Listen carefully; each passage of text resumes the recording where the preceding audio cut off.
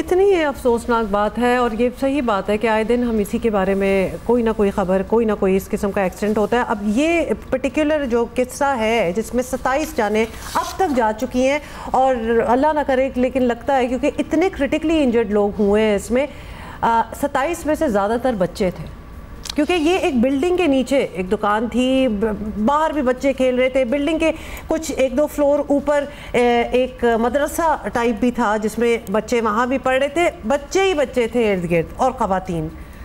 सो residential area में ये कैसे ये इजाज़तें हो जाती हैं? I don't know if anything is going to change. Ali Naeem नुमाइंदा जियो न्यूज़ हैदराबाद से हमारे साथ है। अली, क्या अपडेट है? सबसे पहले तो ज़ख्मियों से मुताल्लिक़ ही बताइएगा कि कितने ज़ख्मी यहाँ ज़ेरे इलाज हैं, कितने कराची में ज़ेरे इलाज हैं?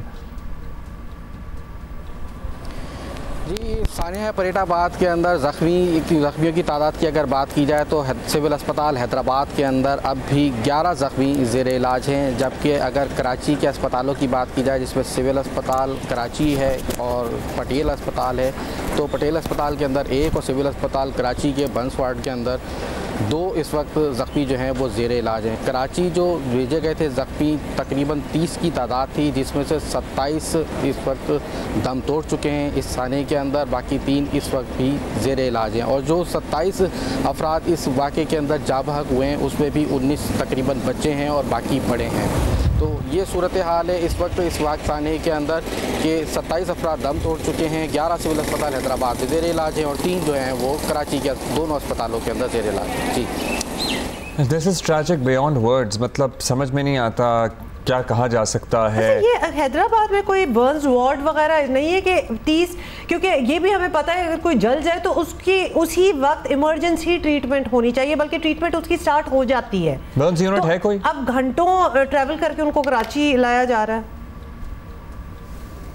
जी अब्दुल्ला, अगर हैदराबाद के अंदर बंस वार्ड की बात की जाए तो बंस वार्ड नाम का एक यूनिट तो मौजूद है सिविल अस्पताल हैदराबाद के अंदर। पहले वो सिविल हॉस्पिटल हैदराबाद की जो बिल्डिंग है उसकी पुरानी इमारत के अंदर मौजूद था।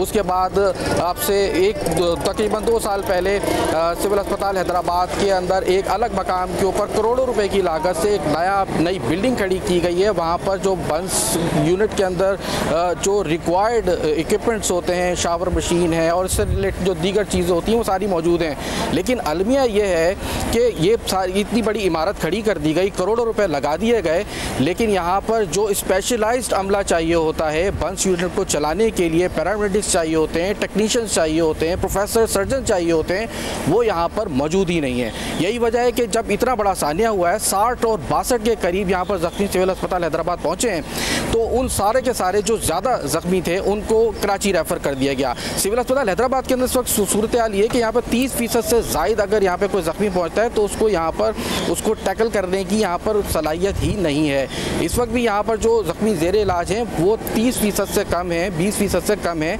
जिन्हें यहाँ सिविल अस्पताल हैदराबाद के अंदर रखा हुआ है और उन्हें ट्रीटमेंट उनका किया जा रहा है। लेकिन अगर 30% से ज़्यादा आते हैं तो उन ज़ख्मियों को कराची के अस्पतालों के अंदर इमारत है, इक्विपमेंट है, देखने में मशीनें हैं, लेकिन अमला नहीं है, सीनियर सर्जन्स नहीं हैं, जो डॉक्टर्स नहीं हैं जो ट्रीट कर सकें ज़रा ज़्यादा 3rd डिग्री बर्न के लोगों को। अब ये बताइएगा कि जो दुकानें जगह जगह गैस सिलेंडर की खुल जाती हैं, आई एम श्योर ये एक दुकान नहीं है, अभी भी शहर में दर्जनों ऐसी दुकानें ऑपरेट कर रही होंगी जो कि बम हैं इर्द गिर्द के रिहायशियों के लिए, उसके ऊपर रहने वालों के लिए, साथ वाली दुकान के लिए।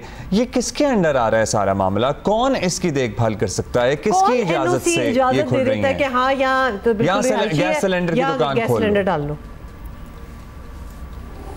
देखिए अब्दुल्ला, हमारे यहाँ अलमिया ये है कि जब कोई हादसा होता है तो उसके बाद ही इन चीज़ों का तयन करने की कोशिश की जाती है कि इस मामले को देखेगा कौन और इसका ज़िम्मेदार कौन है, जबकि इन सारी चीज़ों का हवाले से कवानीन मौजूद हैं। ओगरा की जानिब से मार्केटिंग कंपनियों को रेगुलेट करने के कवानीन मौजूद हैं, फिर मार्केटिंग कंपनियों की जानिब से जो SOPs हैं वो डिस्ट्रीब्यूटर्स के लिए मौजूद है, डिस्ट्रीब्यूटर्स के पास भी SOPs मौजूद हैं। लेकिन इस हवाले से मीडिया की जानिब से, इवन खुद जियो न्यूज़ की जानिब से भी कई रिपोर्ट्स पहले भी हम लोग बनाते रहे हैं कि LPG की दुकानें जगह जगह पे मौजूद हैं। इसके अलावा ये LPG की दुकानें जो हैं, अभी हम बात कर रहे हैं गुंजानाबाद इलाकों के अंदर, और ये यहाँ पर जो घरेलू सार्फिन है उनकी, यहाँ पर माजी में ये भी देखा गया है कि यही गैस सिलेंडर वैगन्स के अंदर, पिकअप्स के अंदर, गाड़ियों के अंदर भी ब्लास्ट हुए हैं, जिससे कई कीमती जानों का ज़िया हुआ है। अगर सानिया परेटाबाद की बात करें तो यहाँ पर भी गुंजान आबादी के अंदर, ये बहुत ज़्यादा गुंजान आबाद इलाका है हैदराबाद का, तकरीबन 5 से 6 लाख की नफूस पर मुश्तमिल ये इलाका है।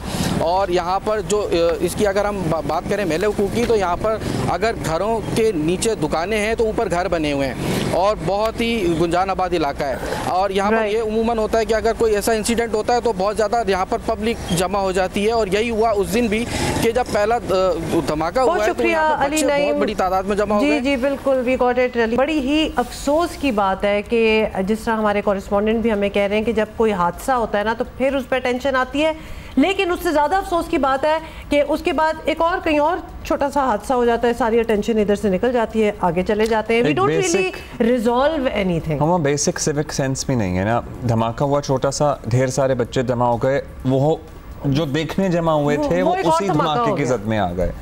दुनिया जहाँ हादसा होती है वहाँ रेस्क्यू हमले को आगे करती है और ख़ुद पीछे हो जाती है, हम सारे वहाँ जमा हो जाते हैं देखने के लिए ना कि हुआ क्या था। और उसके बाद दूसरा उससे ज़्यादा बड़ा धमाका हुआ, उसमें भी जाने गई। तो एक मजाक चल रहा है। बट इन एनी केस पहली तो उसी बात पे आ जाते हैं ना, how are these cylinders allowed in residential areas. और बेचारी जिसकी दुकान थी वो भी गया और उसने 1-2 लोगों को बचाया भी। What's the use?